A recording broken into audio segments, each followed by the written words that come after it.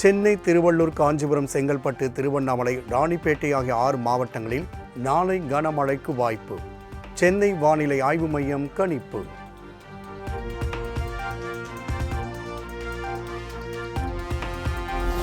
வரும் 28ஆம் தேதி விருதுநகர், தென்காசி, நெல்லை, நீலகிரி, கோவை உள்ளிட்ட 10 மாவட்டங்களில் கனமழை பெய்யக்கூடும்.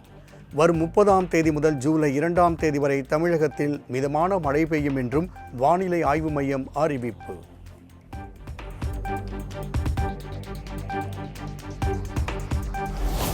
சர்வதேச போதைப்பொருள் எதிர்ப்பு தினத்தை ஒட்டி போதைப்பொருளுக்கு எதிராக உறுதிமொழி எடுத்தார் முதலமைச்சர் ஜோசப் விஜய். அமைச்சர்கள் ஆதவ், ஆனந்த், மரிய வில்சன் உள்ளிட்டோரும் உறுதிமொழி எடுத்துக் கொண்டனர். போதை பழக்கத்திற்கு உள்ளானவர்களை மீட்டெடுத்து அவர்களை நல்வழிப்படுத்த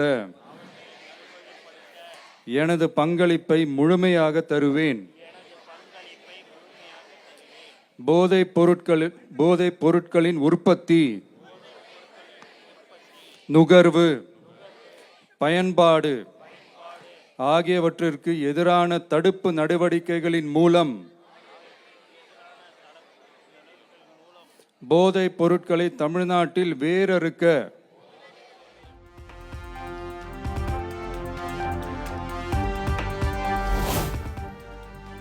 போதைப் பொருளுக்கு எதிராக பலகையில் கையெழுத்திட்டார் முதலமைச்சர் Vijay. Start, run, stop drugs, ஸ்போர்ட்ஸை எடு, ட்ரக்ஸை விடு என வாசகம் எழுதி விழிப்புணர்வு. ஸ்டார்ட், ரன், ஸ்டாப் ட்ரக்ஸ் என்ற உயரிய நோக்கத்துடன் சர்வதேச போதைப்பொருள் எதிர்ப்பு நாளை முன்னிட்டு நடைபெறும் இந்த மகத்தான ஓட்டத்தில் தமிழ்நாட்டின் எதிர்கால தலைமுறையை பாதுகாக்கும் உறுதியுடன் நம்மிடையே எழுச்சியோடு வருகை தந்திருக்கும் நம்முடைய மாண்புமிகு தமிழ்நாடு முதலமைச்சர் அவர்கள் ஸ்டார்ட், ரன், ஸ்டாப் ட்ரக்ஸ் உறுதிமொழிக்கான கையெழுத்தையிட்டு சிறப்பித்திருக்கிறார்கள். என்றைக்கும் மக்களுக்காக, மக்களுடைய வளர்ச்சிக்காக, இளைய தலைமுறையின் எழுச்சிக்காக தொடர்ந்து தன்னுடைய செயல்களால் நிரூபித்து வரும் நம்முடைய மாண்புமிகு தமிழ்நாடு முதலமைச்சர் அவர்கள் இன்றைக்கு ஸ்டார்ட், ரன், ஸ்டாப் ட்ரக்ஸ் கையெழுத்திட்டு சிறப்பித்துக் கொண்டிருக்கிறார்கள். பலத்த கரவொலியோடு உற்சாகமாக ஸ்போர்ட்ஸ் எடு, ட்ரக்ஸ் விடு என நம்முடைய மாண்பு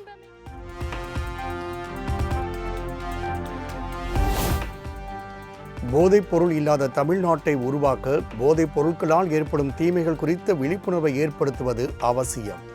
போதைப் பொருள் இல்லாத பாதுகாப்பான மற்றும் ஆரோக்கியமான தமிழ்நாட்டை உருவாக்கிட இந்நாளில் உறுதி ஏற்போம் என முதலமைச்சர் விஜய் பதிவு.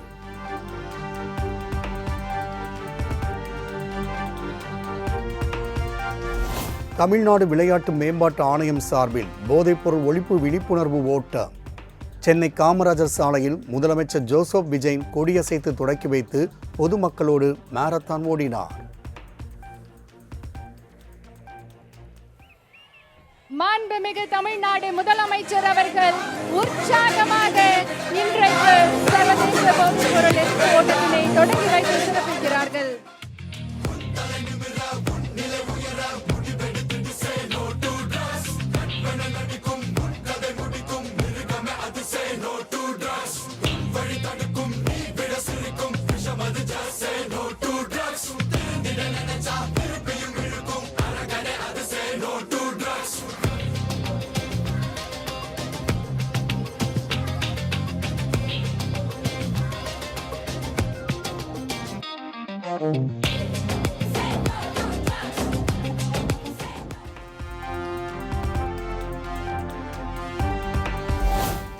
இந்தியாவில் இதுவரை மாரத்தானில் பங்கேற்று 3 கிலோமீட்டர் தூரம் வரை ஓடிய ஒரே முதலமைச்சர் விஜய் தான்.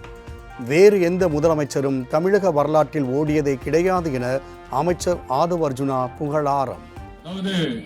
இது வரைக்கும் இருந்த சிஎம்லயே ஒரு மராத்தான்ல பார்ட்டிசிபேட் பண்ணி 3 கிலோமீட்டர் ஓடின சிஎம் தமிழ்நாட்டுல, இந்தியாவிலே ஒரே சிஎம் நம்மளுடைய சிஎம் திரு சி ஜோசப் விஜயன் தான்.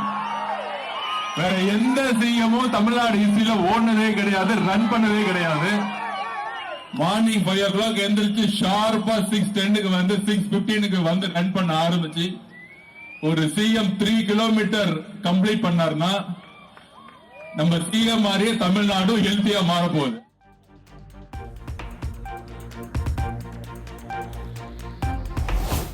தமிழகம் முழுவதும் போதைப்பொருள் ஒழிப்பு விழிப்புணர்வு மாரத்தான் ஓட்டம். ஏராளமான மாணவ மாணவிகள் மற்றும் பொதுமக்கள் பங்கேற்பு.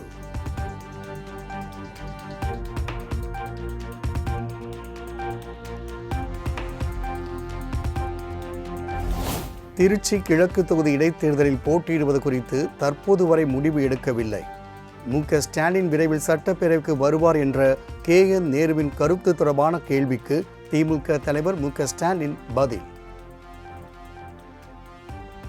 திருச்சி கிழக்குல நீங்க போட்டிடுறதா முன்னாள் அமைச்சர் நேரு ஒரு பேச்சு இருக்காப்ல, நீங்க மீண்டும் வருவீங்கன்னு சொல்லியிருக்காரு.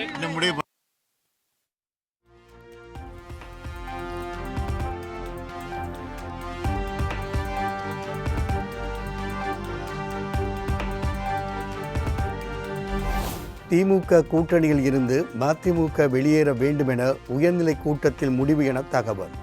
கூட்டணியில் இருந்து விலகியதும் 2 எம்எல்ஏக்களும் ராஜினாமா செய்ய வேண்டும் என முடிவு.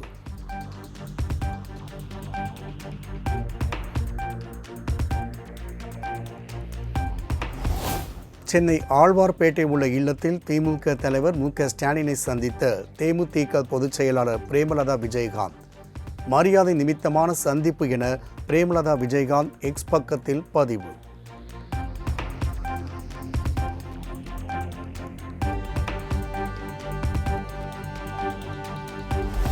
அதிமுக முன்னாள் அமைச்சர் விஜயபாஸ்கர் தாவேகாவில் இணையும் நிகழ்ச்சி தள்ளி போவதாக தகவல். ஜூலை 2ஆம் தேதி சென்னை மாமல்லபுரத்தில் விஜயபாஸ்கரின் இணைவு விழாவை நடத்த திட்டம்.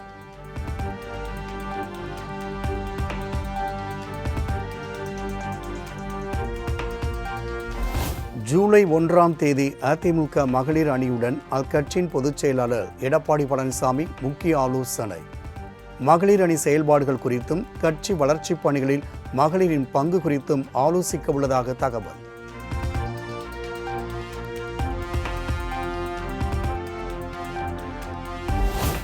சிலம்பு செல்வர் மாப்போ சிவஞானம் 121வது பிறந்தநாளை ஒட்டி அவரது திருவுருவப் படத்திற்கு அமைச்சர்கள் மரியாதை. சென்னை டி நகரில் உள்ள மாப்போசியின் உருவ சிலைக்கு அமைச்சர்கள் ஆனந்த், ராஜ்மோகன், வெங்கடரமணன் உள்ளிட்டோர் மரியாதை செலுத்தினர்.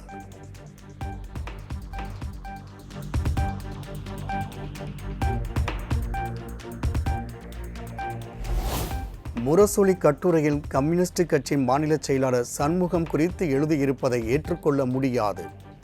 கருணாநிதி உயிரோடு இருந்திருந்தால் என்னை கண்டிப்பாக கண்டித்திருப்பார் என அமைச்சர் ராஜ்மோகன் பேட்டி. முரசொலி பத்திரிகையில மூத்த கம்யூனிஸ்ட் தோழர் பே. சண்முகம் ஐயா குறித்து பேசி எழுதப்பட்டிருப்பது ஏற்றுக்கொள்ளவே முடியாது. அநாகரிகத்தினுடைய உச்சம். டானிக் குடித்து வளர்ந்தவர், இது அவங்கள மாதிரி டாஸ்மாக் டானிக் குடித்து வளர்த்தவர். அவரு எவ்வளவு மோசமா விமர்சிப்பீங்க? அப்ப அரசியல் என்பது நாகரிகத்தினுடைய எல்லையில் நிக்க வேண்டும். முத்தமிழறிஞர் கலைஞர் உயிரோடு இருந்திருந்தால் இதை கடுமையா கண்டிச்சிருப்பாரு.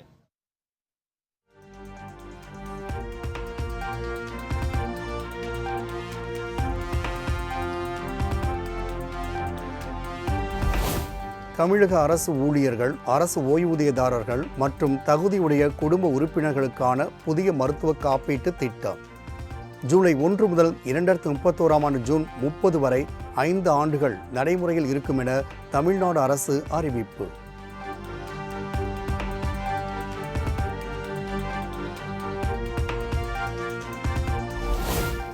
தமிழகத்தில் 12 மாநகராட்சிகளில் தூய்மை பணிகளை தனியார் மயமாக்குவதற்கான டெண்டர் ரத்து. சாத்தியக்கூறு அறிக்கை தயார் செய்வதற்கான டெண்டரை ரத்து செய்து தமிழ்நாடு அரசு உத்தரவு.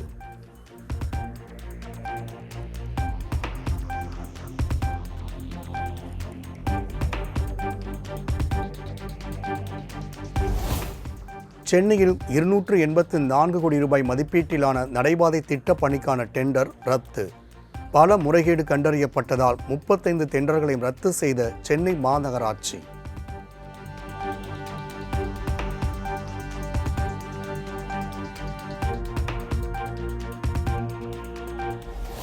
நாடு முழுவதும் 5 வயதுக்குட்பட்ட குழந்தைகளுக்கு போலியோ சொட்டு மருந்து வழங்கும் முகாம் ஜூன் 28ஆம் தேதி தொடக்கம்.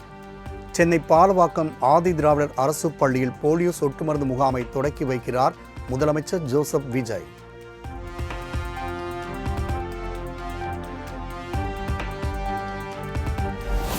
போதை ஒழிப்பினில் சிறந்து விளங்கிய காவல்துறையினருக்கான முதலமைச்சரின் காவல் பதக்கங்கள் அறிவிப்பு.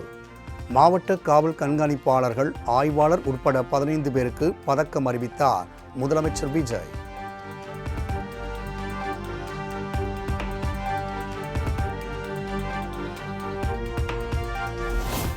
ஜூன் 28ஆம் தேதி அனைத்து மாவட்ட ஆட்சியர்களுடன் தலைமைச் செயலாளர் சாய்குமார் முக்கிய ஆலோசனை. முதலமைச்சர் விஜய் தலைமையில் IAS, IPS மாநாடு வரும் 29, 30 ஆகிய 2 நாட்கள் நடைபெறவுள்ள நிலையில் ஆலோசனை மேற்கொள்கிறார்.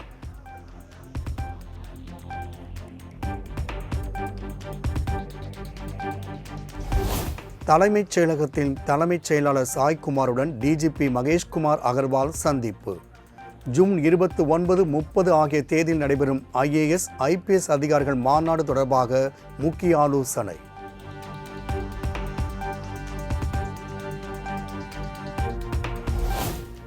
கையால் ஆகாத காங்கிரசிடம் உயர்கல்வித்துறையை ஒப்படைத்தால் நமது பிள்ளைகள் எப்படி கரை சேர்வார்கள் என நயினார் நாகேந்திரன் கேள்வி. காங்கிரஸ் அமைச்சரின் செயல்பாடுகளை முதலமைச்சர் சற்று கவனத்துடன் கண்காணிக்க வேண்டும் எனவும் வலியுறுத்த.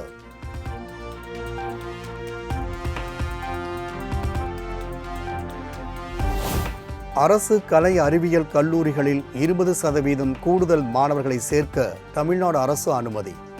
அரசு உதவி பெறும் கல்லூரிகளில் 15%, தனியார் கல்லூரிகளில் 10% இடங்களும் கூடுதலாக மாணவர்களை சேர்க்க அனுமதி அளித்தது தமிழ்நாடு அரசு.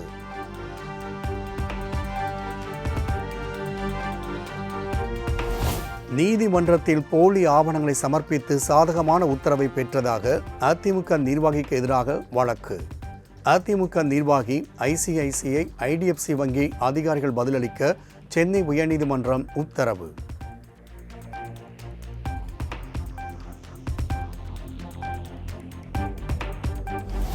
திருவொற்றியூர் சட்டமன்ற உறுப்பினர் அலுவலகத்தில் MLA இருக்கையில் அமர்ந்து தாவேகாவினர் ரீல்ஸ்.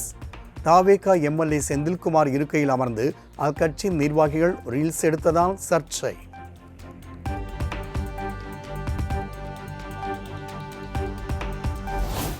வாடகை தாய் மூலம் பெற்றுக்கொள்ளும் குழந்தைக்கு பெற்றோர் உரிமை கோரி தாக்கல் செய்யப்படும் மனுக்கள் மீது 4 வாரங்களில் முடிவெடுத்திடுக மேஜிஸ்ட்ரேட் நீதிமன்றங்களுக்கு சென்னை உயர்நீதிமன்றம் அறிவுறுத்தல்.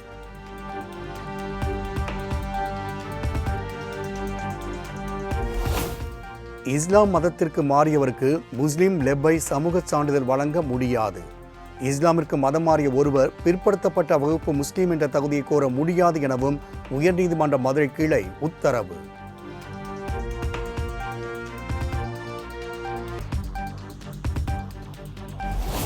திண்டுக்கல் அருகே கொண்டமநாயக்கன்பட்டி கள்ளர் சீரமைப்பு உண்டு உறைவிட பள்ளியில் அமைச்சர் சம்பத்குமார் திடீர் ஆய்வு. மாணவர்கள் அளித்த புகாரின் அடிப்படையில் சமையலர் மற்றும் விடுதி காப்பாளர் தற்காலிக பணி நீக்கம்.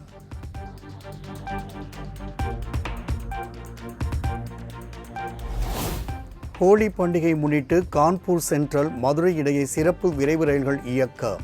சிறப்பு ரயில்களுக்கான முன்பதிவு நாளை காலை 8 மணிக்கு ஆன்லைனில் தொடங்கும் என தெற்கு ரயில்வே அறிவிப்பு.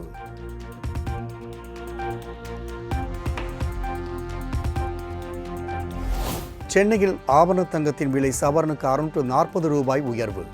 ஒரு சவரன் தங்கம் 1,05,760 ரூபாய்க்கு விற்பனை.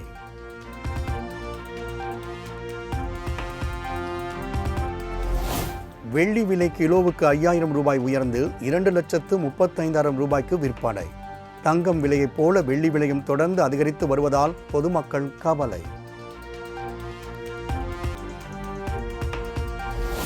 ராமநாதபுரம் அருகே கலுங்கடி தர்ம முனீஸ்வரர் கோவில் அஷ்டபந்தன மகா குடமுழுக்கு விழா. திரளான பக்தர்கள் பங்கேற்று சாமி தரிசனம்.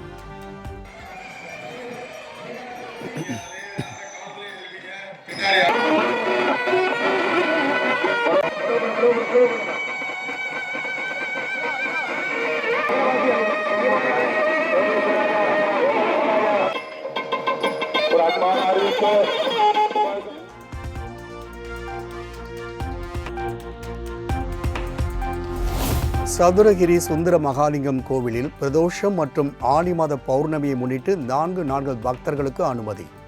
நாளை முதல் 4 நாட்கள் பக்தர்கள் தரிசனம் செய்ய அனுமதிக்கப்படுவார்கள் என வனத்துறை அறிவிப்பு.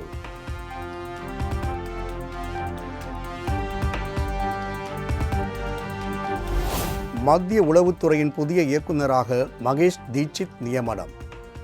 அடுத்த 2 ஆண்டுகள் பதவியில் மகேஷ் தீட்சித் நீடிப்பார் என மத்திய அரசு அறிவிப்பு.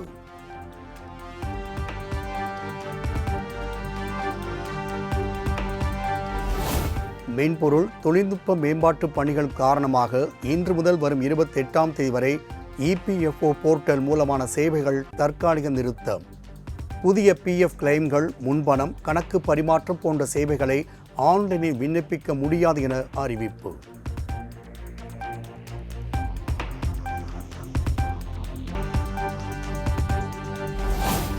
வெனிசுலாவில் ஏற்பட்ட பயங்கர நிலநடுக்கத்தில் உயிரிழந்தோர் எண்ணிக்கை 190 உயர்வு.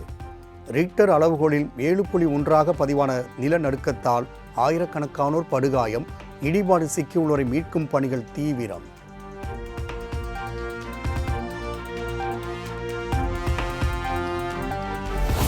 நிலநடுக்கத்தால் கடும் பாதிப்பை எதிர்கொண்டுள்ள வெனிசுலாவுக்கு உதவிக்கரம் நீட்டுகிறது இந்தியா, கத்தார் உள்ளிட்ட நாடுகள். மறுபுறம் மீட்புப் பணிகளில் அமெரிக்க படைகள் களமிறக்கப்பட்டுள்ளதாக அந்நாட்டு வெளியுறவுத்துறை அமைச்சர் மார்கோ ரூபியோ அறிவிப்பு.